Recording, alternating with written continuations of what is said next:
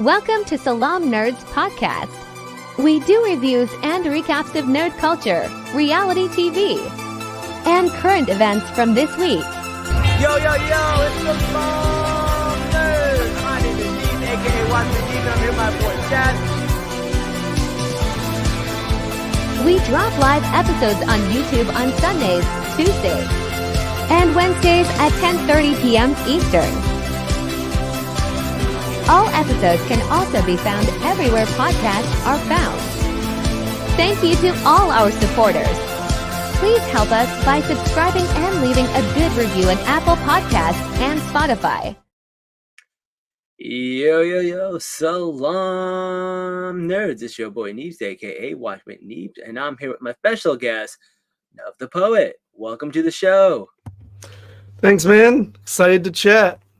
Excited, man. How about Bash at Berlin? So, what do we want to talk about? Yeah, there's quite a bit to talk about.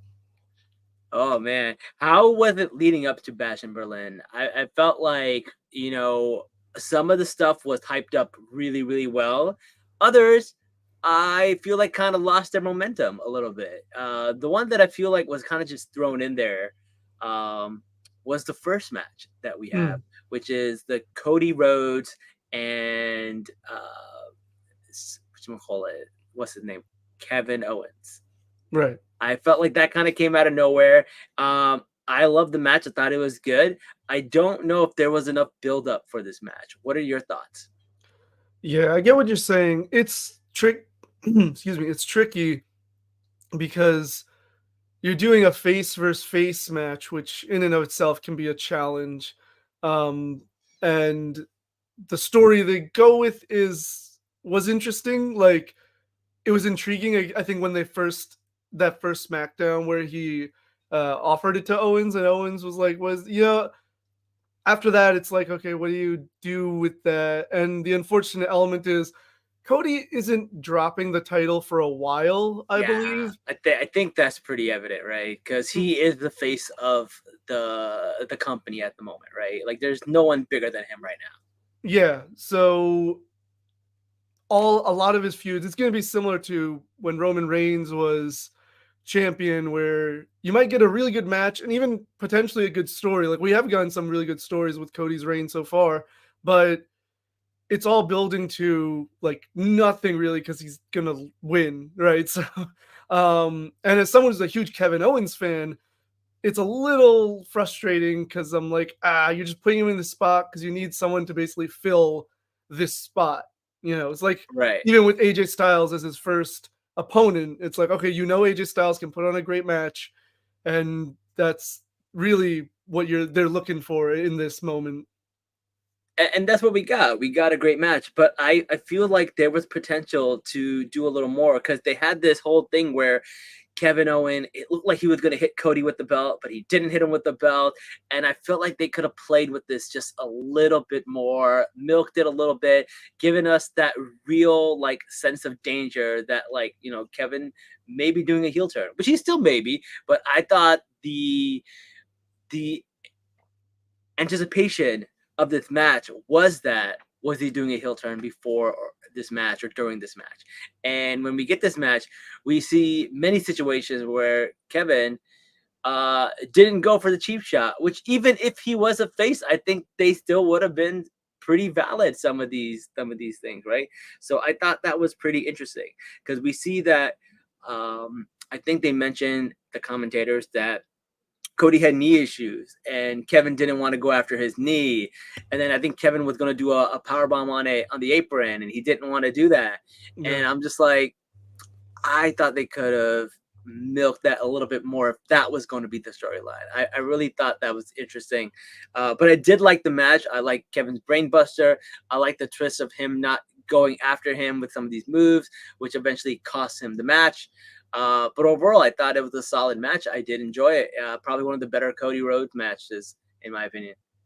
Yeah, I totally agree. I actually think it would have been interesting if they played more of a story of Kevin is the desperate one, like really he doesn't have to necessarily do any cheap tactics, but he's just like, he's kicking out of everything, he's reversing, he's fighting, and he just gets to a point where like he's so beat and he's so exhausted, but he keeps fighting because Yeah. he's so like they kept saying, and I think commentary did a brilliant job telling the story, honestly. Yeah. Like Michael Cole and Wade Barrett telling the story of Kevin not having a singles title for 7 years now, which is insane. I did not realize that was Yeah. the I didn't statistic. realize that either because he's such a top star that you would think that he had a belt or a title Yeah. recently, but he hasn't in such a long time, which Mhm. is really interesting. And his loss record, he mentions that in a previous episode. He's like, "Listen, I don't deserve this. My loss record is speaking for himself." And I'm just like,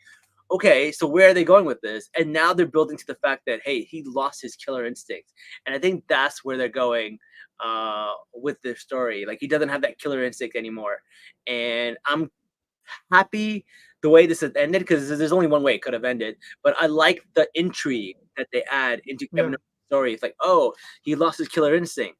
How's he going to get his back? That's going to be the journey for Kevin Owens, and I'm excited to see where that goes because that's Yeah. like that's something to give us other than him just being a helper to Cody Rhodes over and over again, right? We need Yeah. something new with him. Yeah. I would really like for him to like I would like for that storyline to play out, but I would like for him to stay a face. I don't want him to turn heel. I just want him to become a more aggressive, intense face, right? Like I just think Yeah, that would be an interesting twist because I think the heel turn is expected at this point by a lot of people. I think some people were expecting it to happen at Bash in Berlin, yeah, but I think if you take Kevin Owens, you keep him a face, but you just have him go more like vicious with his fighting style and just like more brawling in his matches and yeah, just like really putting the hurt on people. I think that would be like cool to see. Like it got kind of what it looks like they might even be doing with Roman Reigns, where he just comes in, he just beats up people, and that's just like his thing, right? He just yeah. causes a lot of damage.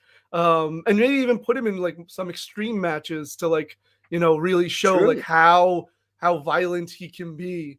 You know, I really enjoyed his feud with Logan Paul. I thought that was great. I really, really love that. Even though I'm not a big Logan Paul fan, but like I thought that was really good, and it really captured the intensity that is Kevin Owens and his like no bullshit attitude and stuff like that. And right? it was really, really great. And I feel like we're losing a little bit of that. And I feel like WWE recognizes that, and that's why they decided to do this. Oh, he lost his killer instincts. Maybe he takes a break, comes back. Who knows? We'll see. Yeah, By yeah, the I'd way, be all for it. I just wanted to say I love your turban. It looks so sick. Thank you. That's a nice pattern. I dig it. If you haven't if you're listening to this on Spotify, check it out on YouTube. Looking fresh, man.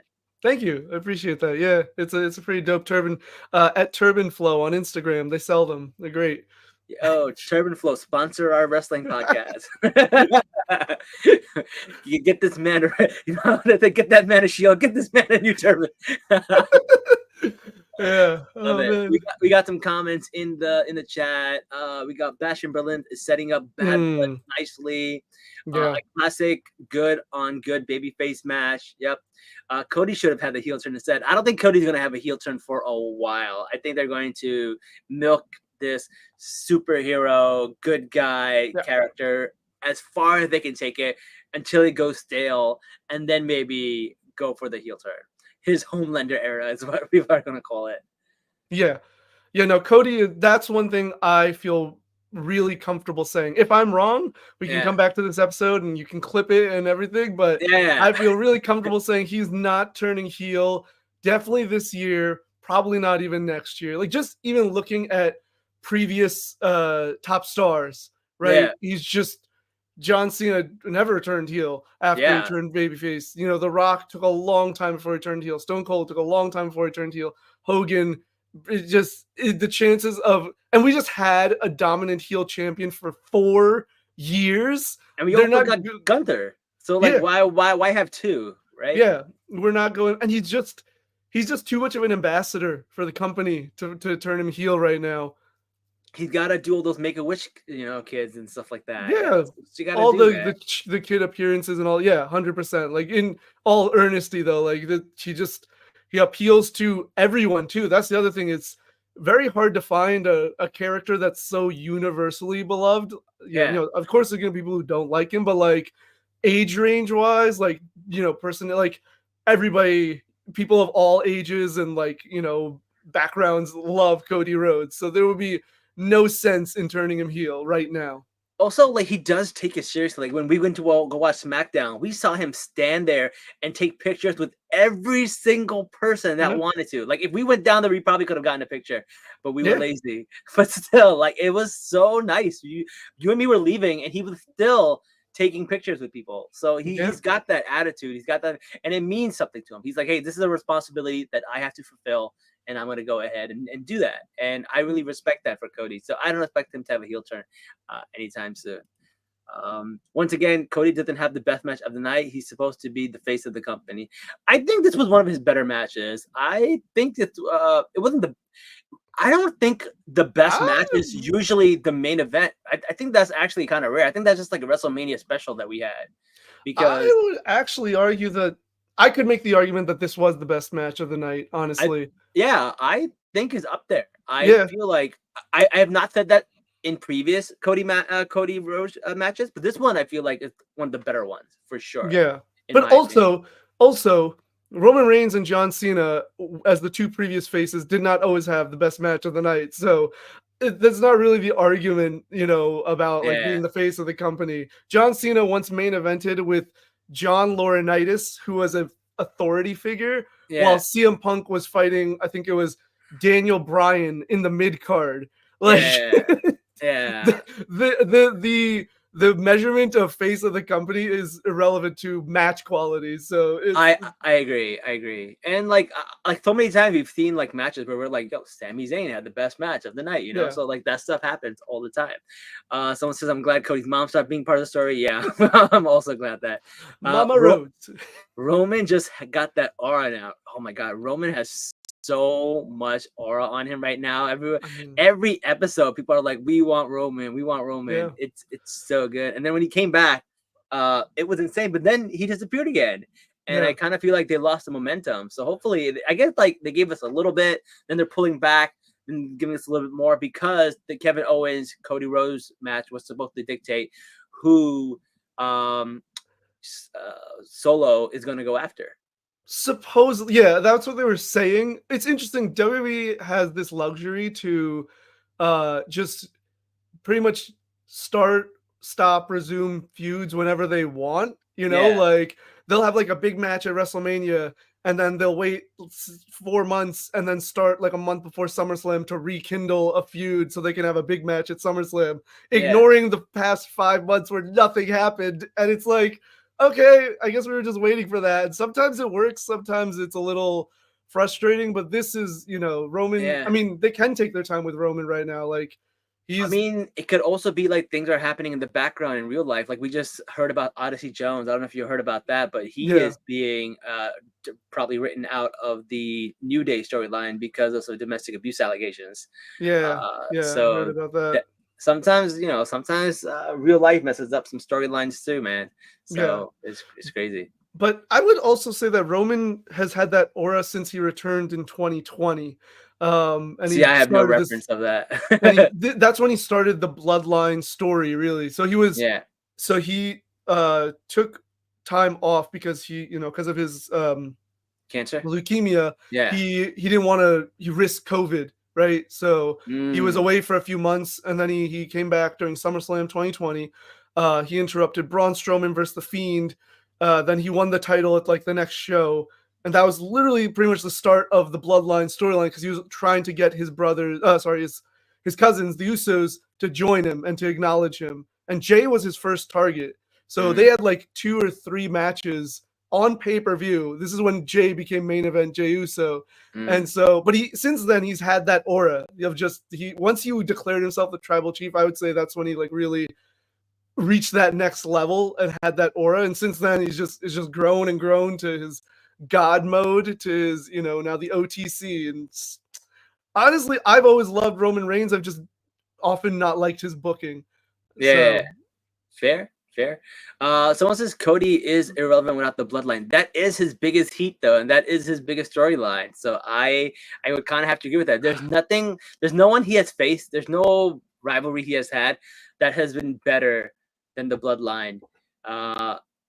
But we'll see where that goes. I feel like we're entering the post Endgame conversations where people are like, "Oh, Phase 4 really sucks."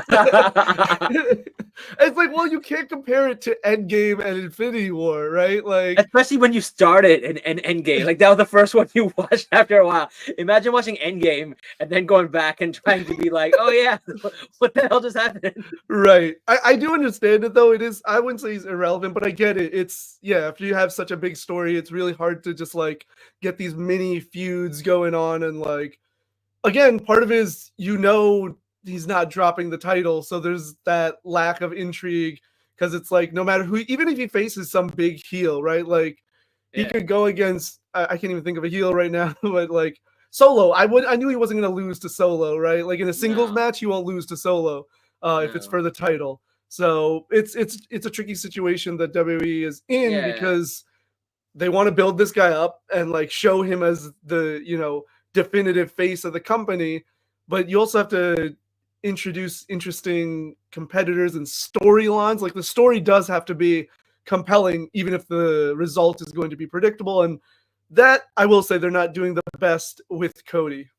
Yeah, I would have to agree, but I feel like they kind of wrote themselves into a box because he is the face of the company. They got to make him. So like they'll probably find ways to get him to lose. Like they did have him lose and get pinned in a tag team match, right? So they do show him lose.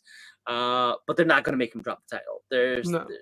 And I don't think there's anyone as big as him to drop the title too. There's like Solo, like no, like he's not my tribal chief. Like get out of here. Yeah, no, they're really. I was, as you were talking about before, I was just like, who else? Who would even take the title from him, right? Like, you could have made an argument for Kevin Owens, but I also know like they're not going to do that, right? Again, maybe a Sami Zayn, but they're not going to do that. Well, he's Raw. Also, right? But I mean, they play very loose with who shows up where. That is true. Randy Orton is. He's just there. Yeah. So like the only Jay, LA Knight, like those are the only names I could think of that are like possibilities, but you also know it's not happening. No, definitely not. All right. The next match that we wanted to talk about was the tag team match with Jade and Bianca with Aissa Dawn and Alba Fire. So this one was interesting because they never got pinned to lose the title. So therefore, it was like, hey, they're getting their title back. I wasn't too surprised about this. In fact, I was really surprised that Fire and Dawn had it for this long, to be honest. I don't know much about them. I know, they were like, hey, we're in Scotland. We got to have somebody from Scotland win because we're not giving it to Drew. That's kind of how I felt like what happened. All right. So they got the title for a while, and now they got it back. And I don't know. I thought the match was okay. It wasn't anything special.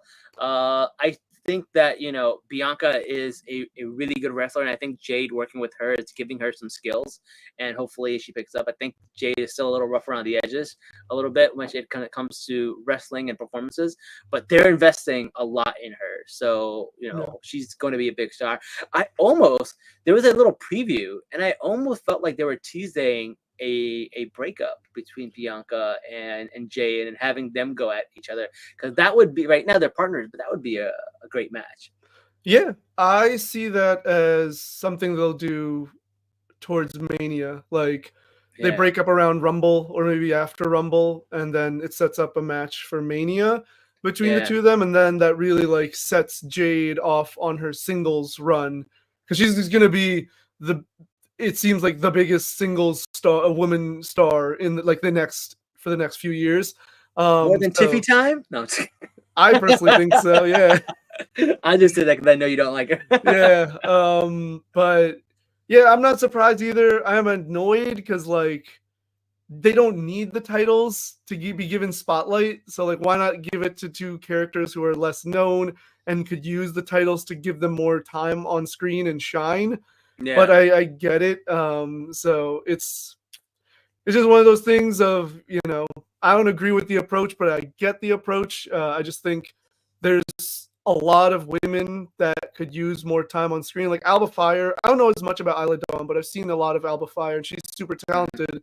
And so I'm just like, okay, so you literally just did it so they could have a win in Scotland, which is like a nice gesture, but Yeah. it also is like a pointless win in a way. Yeah, I mean, whatever. I'm sure it's something. But I gotta say, I think when it comes to the female tag titles, my favorite is Damage Control. I love Kyrie, and I think they're just so much fun to watch, and they're just so good. Dude, can we do a watch of like a watch along of a Io Shirai match from NXT? Because if you like Io and Kyrie now, Yeah, my goodness, them in NXT, freaking phenomenal.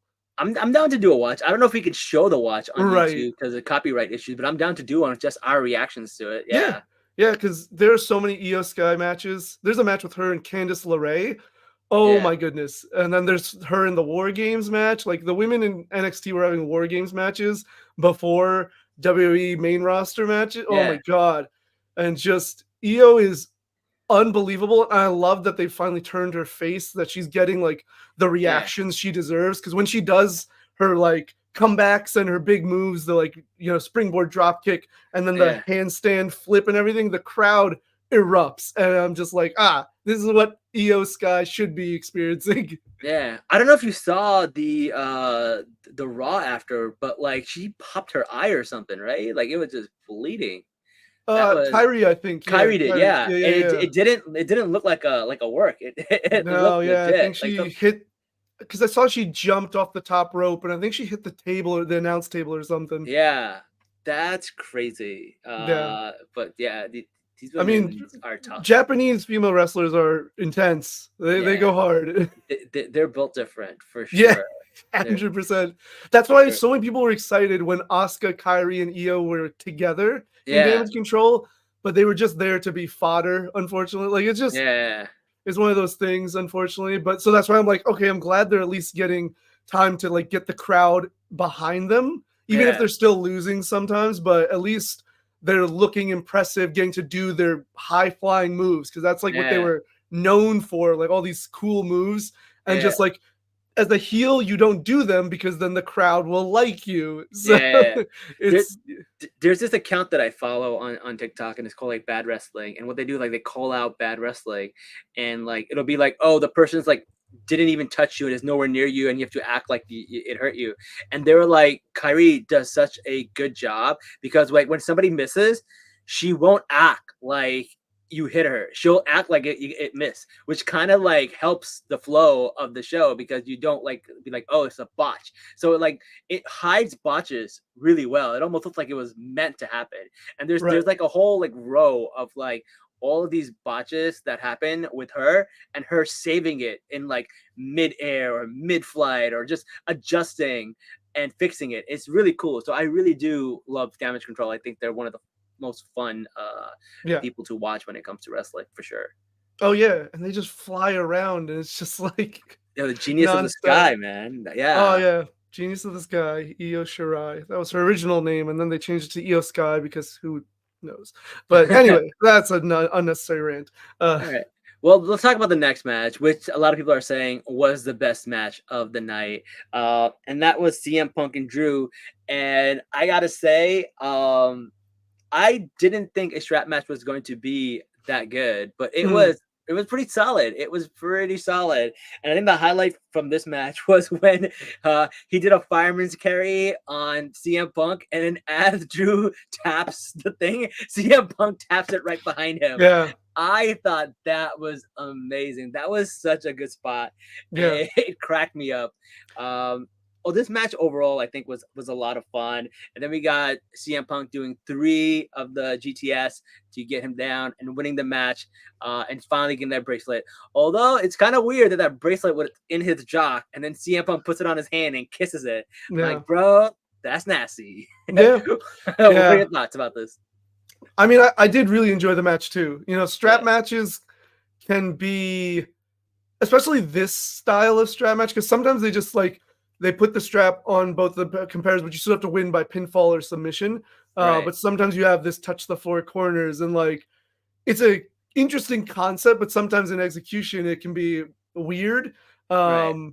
But I thought they did it really well, and I thought there were a lot of cool moments. Like I love that, like pretty early on, I think Drew was going for it, and Punk just ran out of the ring, and it was just like, well, you're gonna have to pull me into the ring, and like it's small, simple stuff, but like, yeah, why wouldn't you do that? Why would you just let the guy move you around in the ring? Just get out of the ring. He has to Yeah. then pull you into the ring, you know? So it's just like simple things like that. The spot you called was great too. It felt like a little bit of a callback to there was this old strap match with was it a strap match? I think it was a strap match. Yeah, it was Eddie Guerrero versus JBL, John Bradshaw Mm. Layfield, and so Eddie would go and hit one, and then Bradshaw would go right behind him, hit another, and then in like the last moment, Eddie like leaps while Bradshaw's like in the corner, and he touches it, but JBL's back hit the corner first.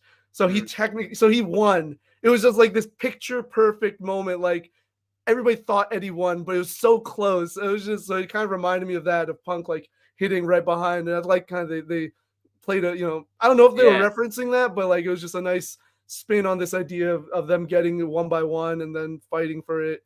But yeah, I mean, I thought it was a really fun match. And Punk won kind of predictable, because it looks like they're probably going to do a third match. But still, it's Because good. And then, Drew won the first match, right? yeah, Yeah. yeah, Yeah, because like they had an interview with him afterwards, and he was like, "What are you gonna do next?" And he's like, "Oh, I'm gonna watch the match with Gunter and Randy Orton." And I was like, "Oh, I kind of got the impression the rivalry is over." I was like, "Oh, they're gonna move on from this." They milked it for like 6 months, and now they're going to go ahead and go with CM Punk going after the heavyweight title, which is like was his goal from Royal Rumble, and I was like, "Okay, great, this is where they're going." Then we had go on Monday Night Raw, and then we realized, oh no, it's far from over. They're no, going to milk this for the whole year.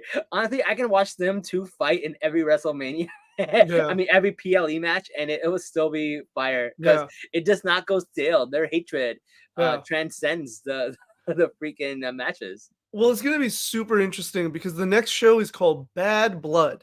Yeah, So my guess is that they are going to have some pretty like intense hardcore stipulation, whether it's like Hell in a Cell or just like anything goes, maybe a street fight. It's going to yeah. be something where there's going to be a lot of violence. Mm. So that's going to be exciting. Bad Blood's coming back after a long time too. It was an older pay-per-view that's now Yeah. returning, so that should be cool. And a lot of feuds are building towards Bad Blood, honestly. So it should be cool to see what they do overall with the program.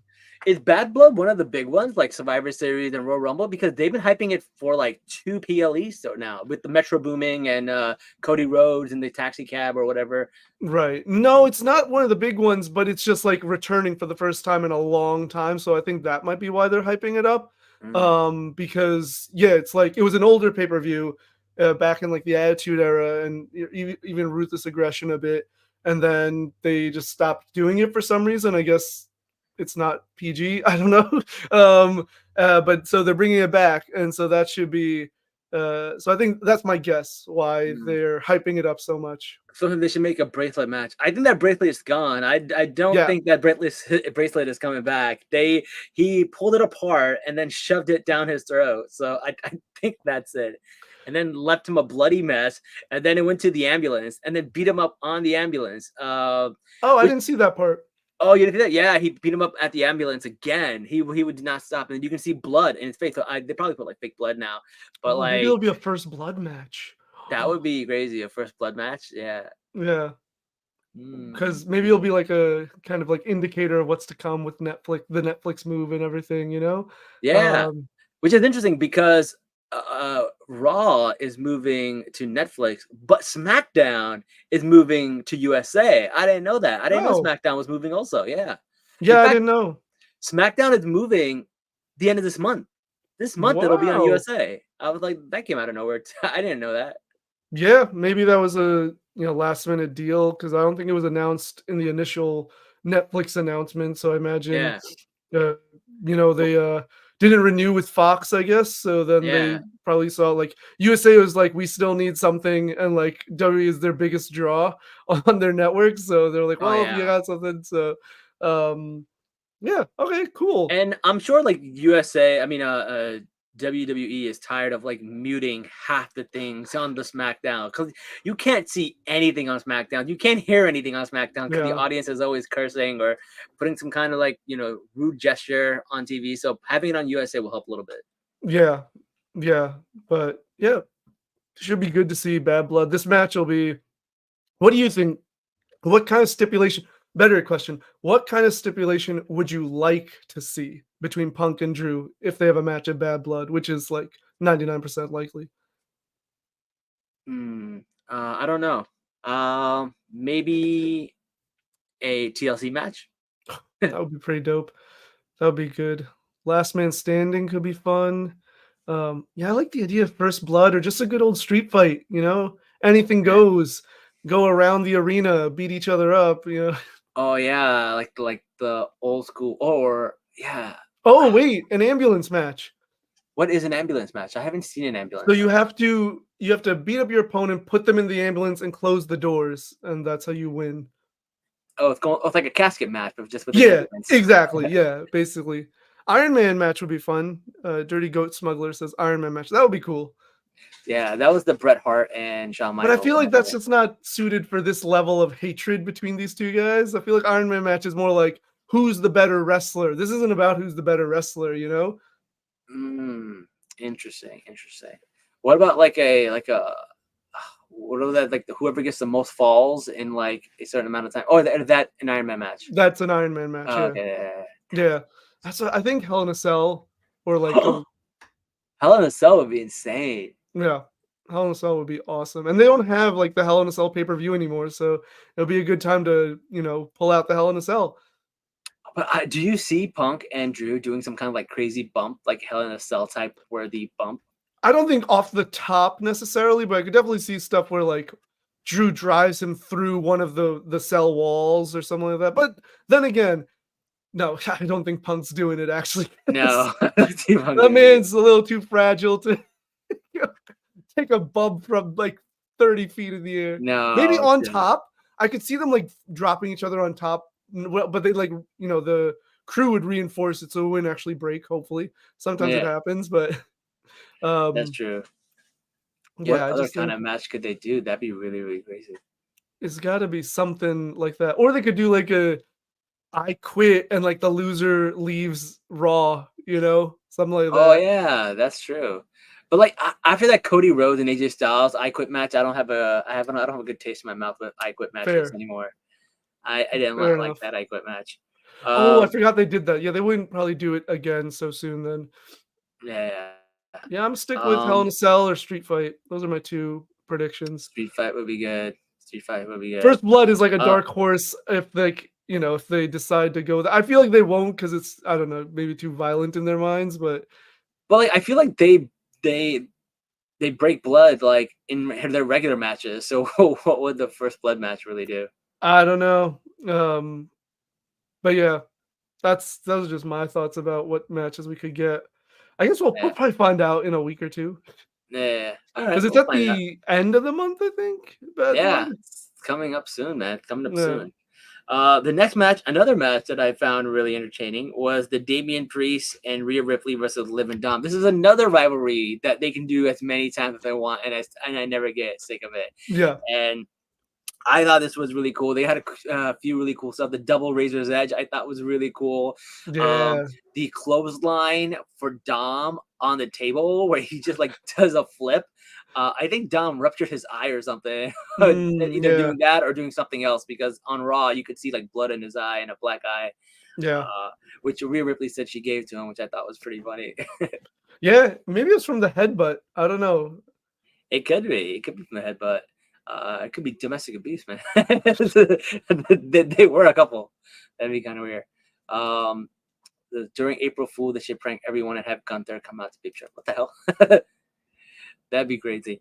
All right. So I thought this match was pretty solid. I think Dom does a great job as a heel. Like he pulled off this match. Like he every time I see him in a match, he's getting better and better. And Yeah. I feel like he's doing a really good job. And like everyone jokes around that like this guy doesn't have to wrestle, and all he does is like get with like you know all of the hottest wrestlers, and that's his job. Just go around doing. He doesn't have to talk about the mic because basically they won't let him talk. So Yeah. people joke around how he has in WWE because he has so much heat on him. But when he gets in the ring, he gets in the ring, and he did a pretty solid job, man. Yeah, yeah, I definitely found this like a fun match for sure. You know, it's more about the story than the in-ring action. It is more about the story, yeah. But that's what that I'm fine with that. Like I like that. I like that it's just like, the story is Rhea trying to get her hands on Dom and she can't because keep dodging. Even like the build, right, was Rhea trying to get Dom and just wasn't happening. Or Liv, right? They couldn't really Yeah, get their hands on either of them. So then this was like, okay, finally they get their hands and they get to beat them up and the crowd enjoys it. Like it's a very simple concept, but it's yep, sometimes all you need to do. Because like when Rhea got tagged in, oh my god, the crowd erupted. She is so over. Like yeah, it is yeah, insane how much people love Rhea Ripley. And it's great. It's really fun to see. They got a win. Like I said, I think this is still going to continue to Bad Blood. Either probably two singles matches, Damien and Finn, and Rhea and Liv. But yeah, yeah. I think they're trying to build it slowly. Like right now, they're doing the Dom and Liv stuff, but they're going to have to transition over to the Finn Balor, right? Because he's the main protagonist who's kind of like Damien's after. yeah, I mean, like Damien was staring Finn down this past Monday on Raw, so I imagine that's like the build. That's the focus. Is okay. Now we're moving to. We had the fun with them beating up Rhea, Liv and Dom, and now Damien's like, okay, give me Finn Balor because that's where this all really boil. That's what it boils down to. Yeah, yeah. And then even the next week, they find themselves in a tag match and they don't have a partner, and then they end up getting uh Jey Uso to be their tag partner. And yeah, I like how they said like, did he say yes? And she was like, no. And he goes, what did he say? Like, the audience like saw that coming from a mile away. I thought that was really, really funny. Yeah, Um, but I thought that was a good match. I thought that was very interesting. What are your thoughts about that? yeah. I mean, it was the seeds were planted for that like 5-6 weeks ago when Jay approached Damien asking if Rhea is single in Yeah, front yeah. of Dom and all that, and it is like all this little stuff on social media of Rhea like liking Jay's posts and things like that or whatever, and just like so it makes sense, right? Like I'm curious to see how far they take it. Like will they become a couple or anything? Like I don't know.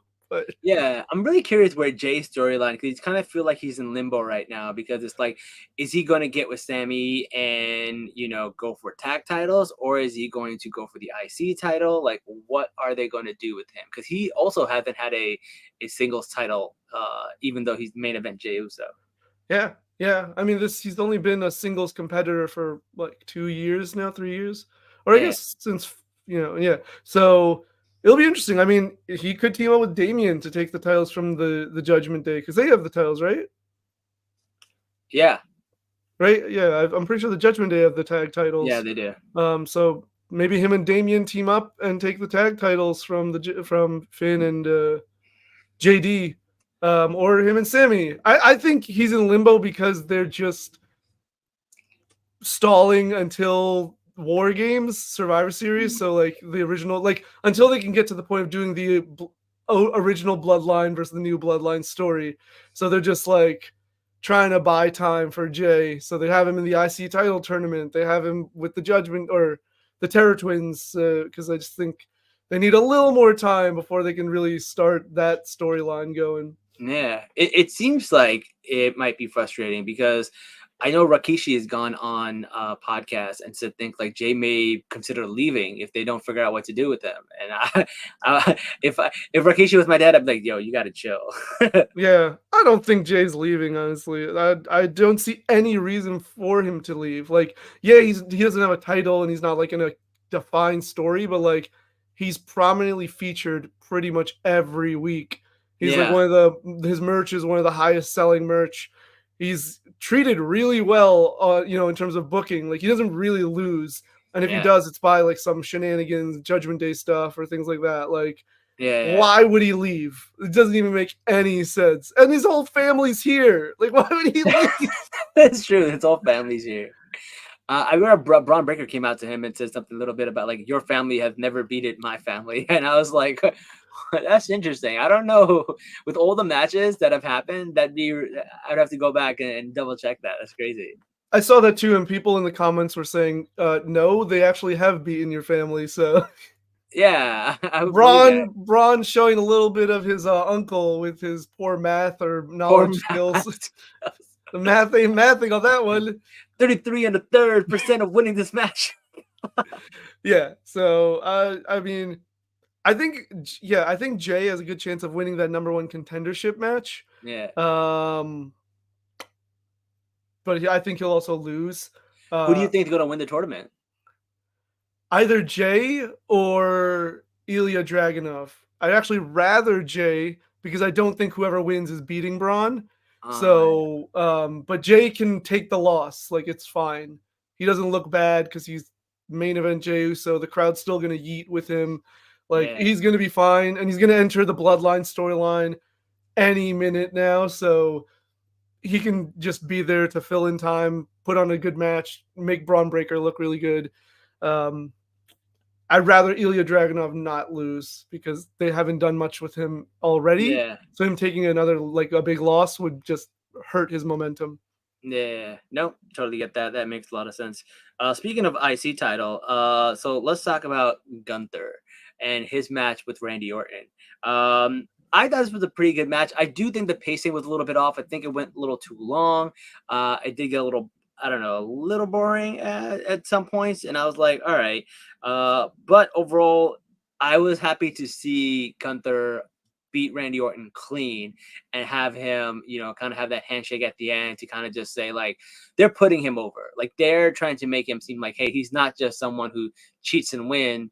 He is a solid wrestler, and he beats Orton with the sleeper hold. And then I believe Orton also puts him through a table. Those were some spots that I remember. What are your thoughts about this match? Yeah, I wasn't really a fan of this match. I'll be Really? honest. Yeah. It might be especially considering the expectations of this match. Like I didn't have many expectations for the women's tag title match, right? Mm-hmm. So it still felt like a pretty standard match, something you'd see on TV. That's fine. It was a good match, clean.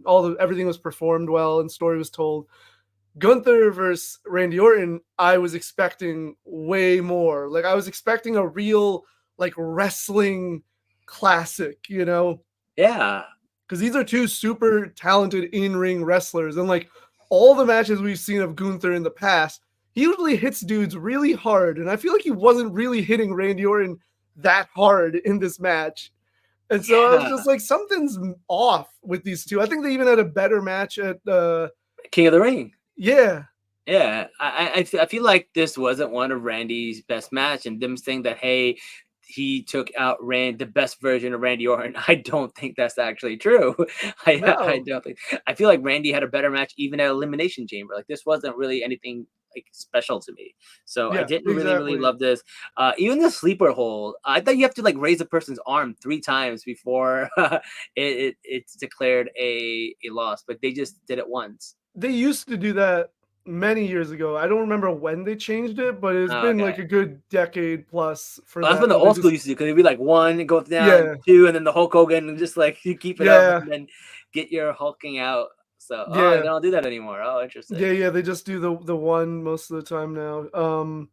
Yeah, this match felt off, and it was just like it was slow paced as well, and just like not really either man's best match. Like Gunther, who's put on so many great matches in the like 2+ years, 3 years he's been on the main roster. This was probably one of his worst, if I'm being honest. And Oh, wow. I'm not saying it's a bad match. I just think there was nothing to it. There was Yeah. just like Randy Orton did like 18, I don't know how many, it was probably like 4 or 5, but it felt like 18 just backdrops on the announce table. And I was like, okay, we get it. Like do something. Yeah. I was just like, what do you do? What is this? Like Yeah. it was Yeah. just Yeah. it was very slow and just like, oh, whereas like Gunther usually has more, like I said, he's more hard hitting usually, he's more intense, and it just felt like something was off to me. But I don't know, maybe I'm wrong. That makes sense. What are your thoughts about Sami Zayn coming out and challenging him for the World Heavyweight Championship and him saying no? I think it's interesting. Again, Gunther's in a similar position to Cody. Like, he's not losing that title anytime soon. So Yeah, anybody that I like challenging him, it's like not too exciting because I'm like, yeah, Sam's they're gonna put on a hell of a match if they end up actually fighting, but Sam's gonna lose. So it's like, okay, great match, another great match to both of their resumes. Um, but I would be genuinely shocked if Sammy were to win whenever he did. So, but I did like Sammy bringing up the fact that like the progression of a wrestler, like you get the IC title, it's like the yeah, workhorse title, and then once you lose it, or like whatever your next mission is, the world title. He's like, you right. just did that. Now I want to do that. I liked that element of it, addressing that. And I love Sammy. Um, but yeah. But I kind of like the idea of Gunther making Sammy work for it and earn it, right? Sure. Because the idea of like he's like, hey, this is the national progression, and then him saying, hey, I'm the only one who beat you, and then Gunther still saying no. To the one point, it's like, hey, Gunther maybe is afraid of him because he did lose to Sammy, but on the second one, it's like, hey, Gunther doesn't feel like he's worthy of it, which kind of reflects how the audience sometimes feel. And if they make it so that, the fans can get behind Sammy, I think that could make it for a more exciting match because Yeah. it's just being like, oh, it's Sami Zayn, so they're just gonna push it up and be like, no, like because Sammy is best when he is the underdog and he's a contender and he has to work his way up for it, right? Yeah. And for Gunther to say, no, I'm not gonna give it to you, I'll give it to anybody but you, I think is a very interesting take. I don't know if that's where they're going. I think that'll be really, really interesting. But we'll see what it does. It might just be Sammy, and this is just all a ploy. But I don't know. I'm very curious to see it. Yeah, I definitely like that idea. I think that would be interesting of like Gunther maybe putting him through a series of challenges. Like, Yeah, maybe Sammy like does something to like annoy Gunther, I don't know, yeah, gets his attention somehow, or whatever. yeah. Maybe they have like a Drew and PM Punk kind of like just not having matches, but just like doing things to piss each other off, simply because Gunther won't give him the title match. Yeah. And you could just do this whole thing of like Sammy keeps badgering him, keeps talking about like, I beat you, that's why you're afraid to face me stuff. Yeah, And to the point like Gunther finally he gives in. He's like, okay, you can challenge me for this championship if you do this, right? So week 1, it's like beat Ludwig Kaiser. He beats him. yeah, And it's like, okay, next week you're gonna do like go through a gauntlet, like 3 people, and then Sammy yeah. beats the 3 people, like American Made. Maybe he has to face American Made, right? Like go through all That's 3. good. And then the next one, it's like win a handicap. Like he just keeps putting challenge after challenge, and maybe he even loses some of those, right? So it's not just Yeah, like like a handicap match. Sure, he loses a handicap match because that's the logical thing for someone to do is lose a handicap match, right? So Gunther's like, see, you're not good enough because like he doesn't bring it up too much now, but like a big thing for Gunther and Imperium is that the mat is sacred, right? Like the ring is sacred, and so yeah, it's like part of that is you have to earn your shot, right? So like, yeah, okay, prove your worth. Like you can't just say, oh well, I lost the title, so now I get a shot at the world title, right? So yeah. you could just be like putting him through a series of challenges. And Sammy keeps like maybe he fails at some, but then he he's so persistent. Gunther gives him another shot and he wins and slowly like gets that opportunity. Yeah. No, I like that idea. I think that'll be a lot of fun. Hopefully that they do something like that. I think that really good because Sammy is such a fun person. Like when he came out, you heard the pop, like it was crazy. So I really, really hope they do something like that. But speaking of like other people who storylines haven't been on here, Kaiser, his he had such a huge pop in Germany against LA Knight. I thought that was crazy.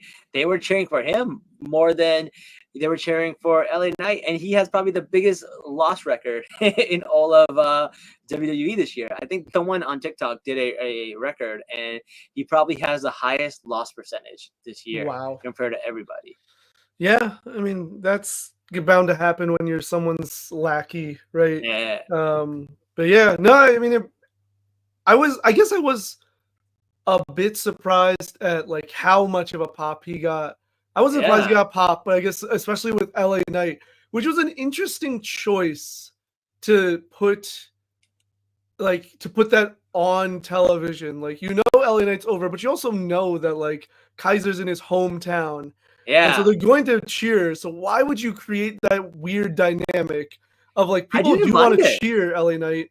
Yeah, I don't know, it's just a strange choice to me. yeah. I don't know. I didn't mind it. I thought it was really interesting. I kind of like to see people who aren't super appreciated have their moment. It's kind of nice. Yeah, but I'm saying you could have put him against like a lower card person, right? And like or Oh, someone and who just and give him all the cheers instead of having a split. What you're saying? yeah, like I'm not saying people are gonna turn on LA Knight all of a sudden, but it's just a weird thing. Like you know this guy's super over, and then Yeah, you also know that you're in some guy's hometown and you're yeah, in Germany for like the first time for a show, like a big show. So you know like the reaction is gonna be pretty solid. So it's just like you could have chosen, I don't even know who at this point. Like I can't think of someone off the top of my head, but could have been anybody, honestly. You could have put him against the New Day. I know they're on Raw, but whatever. You get what I'm saying? Like yeah, someone of that level where it's like, it's fine. But like LA Knight's also on the rise as the US champ, so it's yeah. but have you seen, speaking of LA Knight, have you seen his shirt? I believe I did. Why? What did it say? So it's an image of the the revolutionaries, like the George Washington crossing the Delaware River. But Uh-huh. in replacing Washington is LA Knight holding up the US title. Oh no, I didn't see that. Yes, you have to check I'm it thinking of out. another one. There was another one where he was like L.A. something. I forget like what it was. He found a way to put L.A. In his logo in a word. I forgot what it was though. It was a different shirt. But yeah, that's pretty funny. I didn't see that one. And then the other people who I'm surprised aren't getting any time in PLE matches are the Wyatt Sick. I feel like they invested so much money and so much like theatrics into them, and all they're doing is facing Chad Gable over and over again. I feel like that storyline is starting to get stale too. They need to progress that. Yeah, I get what you're saying. I'm not surprised they're not on PLEs right now, but I do agree. I think next week might be the culmination of the story because it's supposed to be a 4-on-4. But this is something that is funny. I had an idea for a video I wanted to do talking about this of like one of the biggest changes to WWE programming since Triple H has taken over is like he has he's making an effort to maximize his time, right? So like some programs, some feuds are strictly on the weekly shows, Yeah, right? So like Michin and Nia Jax for the women's championship on SmackDown, like that's yeah, only been on SmackDown, right? And they finally yep, had a street fight match. The Wyatt Six and Gable and American Made, all that. Um, and yeah, I get the argument, but I think as you're building up certain characters or you're trying to see like how how over they are with the crowd, it works to like put them on like it also gives you more time. Like when Vince was in charge, especially like the last 2 decades, it would be like the same 4 or 5 people on a show or 4 or 5 groups of people on a program, especially with Raw, which is 3 hours, and you'd still get like just a few select people constantly in those 3 hours, hmm, and like no one else really mattered. This style, I'm not saying it's perfect, but I feel like it makes more people matter. And it makes more like the Intercontinental Championship #1 contender tournament, another thing that's strictly been on weekly programming, Andrade right. versus Carmelo, SmackDown over and over again. And it's like interesting because you're giving time to those characters who aren't going to be on the PLEs anyway. So you might as well kind of do that. Mm. And like Solo, he got like just like a backstage promo this past week, I think, Yeah. right? So it's like you're still featuring the people that need to be featured in some way, but you're Yeah. giving time to these other people to either establish their name or like grow or get some shine. So I think it's interesting, but I do understand what you're saying. That it is strange. I think there's a lot of people that are in a holding pattern right now post SummerSlam. It's similar to post Mania, right? It's like Yeah. you had this big show, so it's not like where does everyone go, and they're like figuring that out. I do feel like there a lot of it is like, hey, they have an outline, but a lot of it is like, they're like, hey, let's figure it out on the fly. Let's react to the crowd. Let's see what people are feeling, and sometimes that's how you make gold. So we'll see. Yeah, because you also don't know like what's gonna hit. Like I don't watch weekly programming, but I've been hearing great things about Andrade versus Carmelo, and now I'm like, oh, maybe I need to go back and check those matches out. I've seen those matches; they're pretty solid. Those are pretty solid. But then again, it's the same thing. How many times can you do this match over again? You've had it 3 times already, right? Yeah. So, but yeah, I agree. Those were some solid matches, and I didn't know Carmelo at all. And after Mm. watching those matches, I'm like, oh, Oh, he's him. yeah, dude, Carmelo Hayes is incredible. I'm excited to see what they do with him. I'm excited to see you like learn, like become more familiar with him because Yeah, he is him, honestly. I may need to start watching NXT because they got my guy Joe Hendry on there now, Ah, and yeah, I don't know anything about him except for his theme song, and I love it. yeah, yeah. I just in general NXT is worth watching just because Yeah, like it's funny. It's moving to the CW, and I actually think that's the perfect place for it yeah, because like a lot of it feels like young adult drama, yeah, like teenage, high school, young adult drama stuff. Because it is it's like people that are like in their early 20s, literally, yeah. So like, and some people even Basically, in their late Vampire teens. Diaries. Yeah, Vampire Diaries are like the like CW superhero universe. Like it's very much Yeah, like that. And so they have a lot more like gimmick characters, right? Like so there's this one group of people called there's a guy named Andre Chase, and he's the head of Chase University. And he has yeah, like a stable of people, and they're all part of Chase University. And they would do these backstage segments where he's like teaching a class about like wrestling and stuff like that. And it's just like silly things like that, but it's fun, and you get to see these gimmicks like evolve and grow. And then you have yeah, people like Trick Williams who's like really come into his own since like leaving Carmelo Hayes. And then people returning like Pete Dunne is also currently on NXT while also yeah. being on Raw. And so there's just like a lot going on in NXT. It's interesting to see. Yeah, it is interesting. So I don't know. Maybe I'll start checking that out too. But that's pretty much all we got for this episode. Nov, anything that we forgot to talk about? I don't think so. Right? I think we covered pretty much all the big stuff. Um, I mean, some of the some of the champions are just not being featured. I will say that is kind of an issue I have. Yeah, Like even though yeah, LA Knight, I think he did an open challenge, but like, okay, where is he going? Right? Where's Nia yeah. Jax going now? Where's the tag Well, champions the team? Nia Jax thing, I don't mind so much because like it's fun to anticipate when Tiffy is going to turn on her. I do enjoy that, and I did like where she came out and she's like, "Oh, considered using it, then not using it," and then Bailey came out. So I'm very curious to see where they go with that. But other than that, no, I agree with you. There's a lot of titles that aren't really being highlighted right now and not being shown. Especially some of the tag titles, because like sometimes like it's like Judgment Day hadn't defended their titles in 2 months and no one notices. Yeah, I don't even know who are the SmackDown like the world champs. I guess they call them. I don't even know it's who it's holds the those. So. it's the bloodline. Oh yeah, see, it's just It was Jacob Fatu, and he gave it up to the other guy, yeah, Tangaloa. ah, Bachaloa. Yeah, he's gonna be. Bachaloa, yeah. Um, yeah. So it's just like, why aren't you doing anything with these? Like, especially because if you know that you're gonna keep the main titles on those guys for a long time, you Yeah. should be having the other titles maybe not change every month, but like every couple of months, so that there's some variety and like different things. Yeah. Like I feel like you can hot shot tag titles around. That'd be kind of fun. Like if you get 3 or 4 like teams that Yeah. just like constantly like trading it amongst each other. I think that'd Yeah. be an interesting, like exciting thing to keep, not for too long, not doing it for, but like just a little bit to like keep people guessing, like, okay, who's gonna have the next reign? Yeah.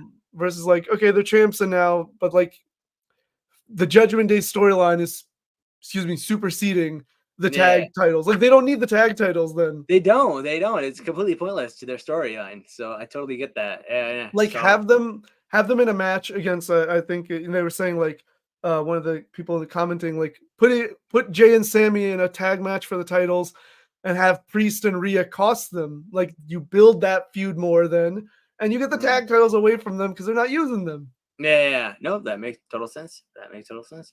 Well, listen, I appreciate you being on the show, man. Before we go, let people know where they can find you. At Nav the Poet, NAV the Poet on Instagram and TikTok and pretty much anywhere else. Awesome. Well, thank you so much, guys. And don't forget to like, share, comment, subscribe. If you like wrestling, join us. We do a PLE. They're not called pay-per-views anymore. We do a episode after every PLE, and we usually do it after that Raw. So Tuesday. That way we get to talk about a little bit about the aftermath too. And that's pretty much it. Until next time, guys. Salaam, nerds.